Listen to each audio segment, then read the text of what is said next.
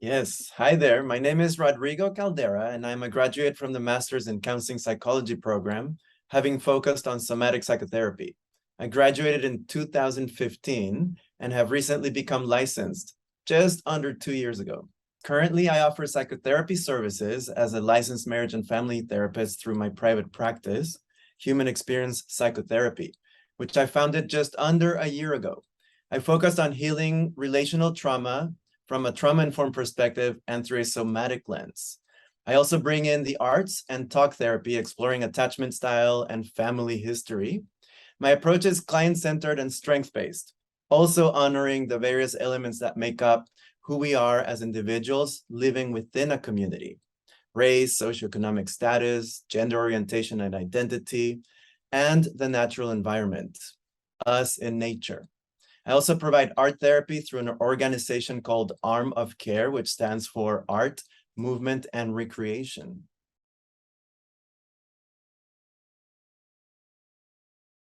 Upon graduation, I was working at Pathways Home Health and Hospice, located in the San Francisco area, where I transitioned from being a trainee to an associate, offering grief counseling to those who experienced the death of a loved one.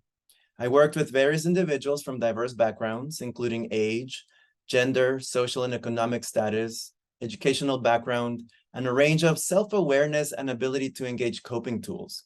I enjoyed diving into the grief process and supported individuals and groups heal in their own way while observing the grief process itself, which has a general lifespan when allowed to run its course.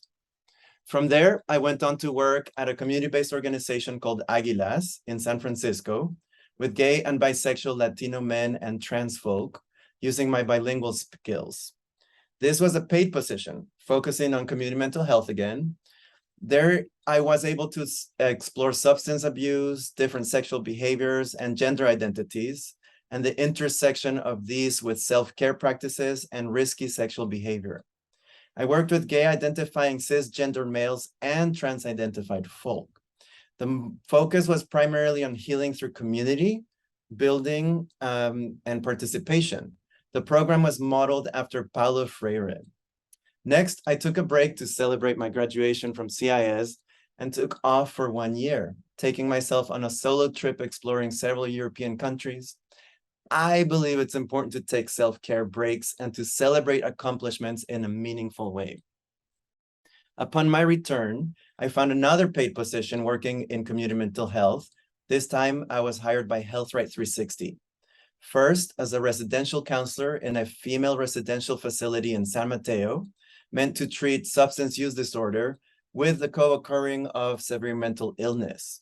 I enjoyed being the residential counselor and worked one-on-one with the women and offered several groups a week, focusing on topics such as seeking safety, CBT and DBT, mindfulness, coping tools, co-occurring disorders, symptom management through the expressive arts, and other topics geared towards learning distress tolerance tools and self-regulation techniques. From there, I transferred to an outpatient program where I offered the same services to those who had moved up on to a lower level of care, and included working with clients from the behavioral health recovery services in San Mateo through the managed care program. These folk lacked the substance use disorder element, and the therapy focused mainly on severe mental illness, treating obsessive compulsive disorder, ADHD, bipolar disorder, schizophrenia, and other conditions, as well as depression and anxiety stemming from severe backgrounds of trauma. And finally, when the COVID-19 pandemic hit, I transitioned to offering telehealth as I sheltered in place, working a total of 3 years for Health Right. The final year was a bit more stressful as I was focusing on getting my 500 child and couples hours. I saw many teenage youth struggling with substance abuse, mostly mandated to enter a substance use disorder program, and some who came through the managed care system, mostly exhibiting signs of depression and anxiety, with some having experienced sexual abuse. I became acquainted with reporting and navigating, creating a safe space for the youth to feel comfortable, yet observing my mandated reporting legal obligations. I completed my hours within 6 years the 6 years allowed by the BBS, and took my clinical exam, passing the first time with about an hour and a half to spare. I was very happy to have learned so much during my internships that my study time was about 3 weeks.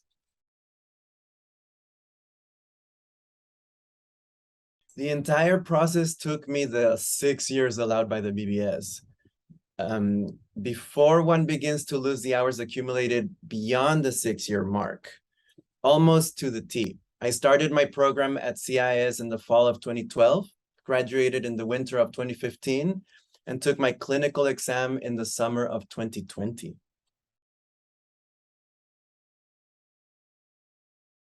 During my studies, I was also fortunate enough to work at CIS in the Masters of Counseling Psychology program, first as the program coordinator and later as the clinic and sites manager.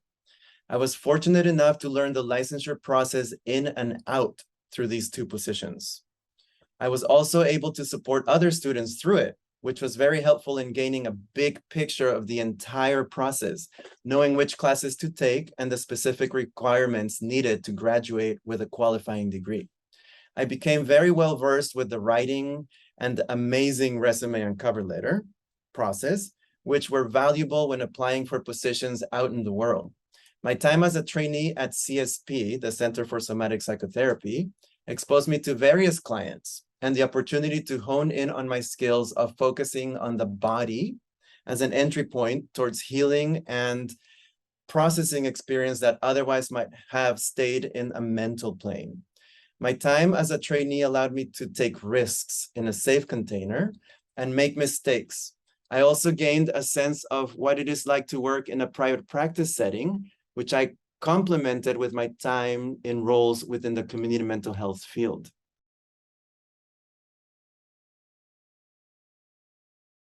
As I transitioned from being an employee to running my own private practice, I realized that although I had such wonderful and diverse opportunities to explore as a therapist, I was not able to build a clientele to take with me, and I am having to start from scratch.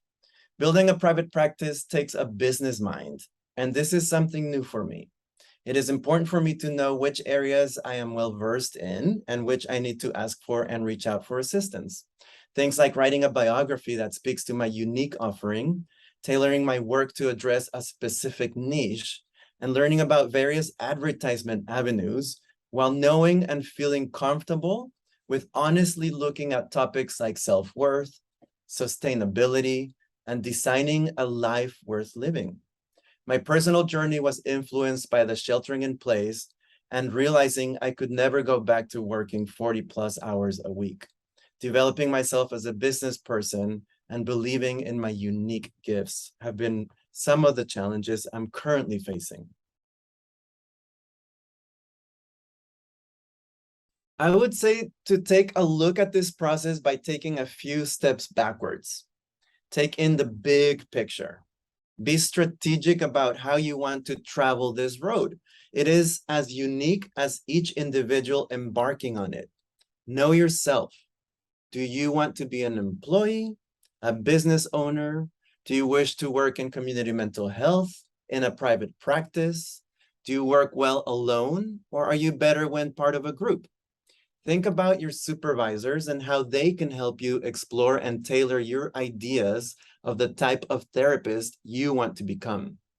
Pay attention to what you are drawn towards and explore healthy boundaries around that which you do not find interesting or feel is too much for you at this time. Remember, you're the one who gets to design your life, so do it mindfully. And remembering that this is a process allows you to take the scenic route or a linear path and to change your mind at any moment. Creating something new can feel daunting and challenging. If you feel pressured, take a good look at where this pressure is coming from. Can you let off? Can you step it up? How can you support yourself in this process? And remember to enjoy the journey, be strategic, and move mindfully at every step.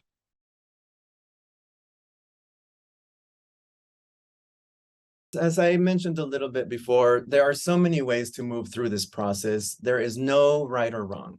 It is all an exploration, and you get to shape it in any way that feels sustainable and enjoyable to you. Recognize yourself, and when you feel you're getting the warning signs that burnout might be in your horizon, and tend to it before it grows and consumes you. Self-care is crucial to remaining in a place where you can be supportive to others. Recognize vicarious trauma and learn to take care of yourself. Coping tools are great, but just like food items in your kitchen, if you do not use them, you will not gain their benefits. A well-stocked kitchen is not good if you don't use your ingredients to prepare yourself a meal. Coping tools are meant to be used, not simply gained. And celebrate your transitions and accomplishments in a meaningful way, if and when possible.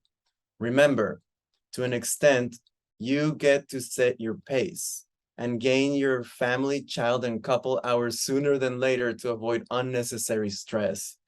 Have fun. This is your life. Well, by the way, it was a little bit challenging for me to develop a niche. And that's a question that kept on bouncing around in my head. And people kept asking me, what do you specialize in? Being the wide, casting a wide net person that I am, I didn't want to pigeonhole myself into working with a specific population. However, I have noticed that it is not as useful to clients when they don't recognize themselves specifically in something that I offer. So I developed a process for myself, taking in the expressive arts, taking in the body and somatics, and coming up with a few questions that can be answered in a way that helps tailor what is beneficial from therapy, what I found beneficial, or what I would have liked to have support in when I was thinking about this, and the parts of myself that maybe I don't want to look at or that I have repressed. And this has given me an opportunity to really understand the kind of client that I want to be working with. So if you're interested, I do offer workshops from a somatic perspective with a written and expressive arts component that will allow you to understand yourself better and craft a biography that then can serve to mirror the clients that you want to work with. So if you're interested, you can check out my website at humanexperiencepsychotherapy.com and look for those offerings. As a final note, I just wanted to say that I've really enjoyed being a CIS graduate out in the world and bringing my unique perspective, both from the philosophies of CIS and also from the somatic psychotherapy perspective. I have been able to contribute so much to my supervision groups and the clients that I serve. So I just want to say that choosing CIS as a school and as a learning environment really has fed my image and understanding of myself as a therapist and see my unique gifts. So yeah, I just wanted to let you know that.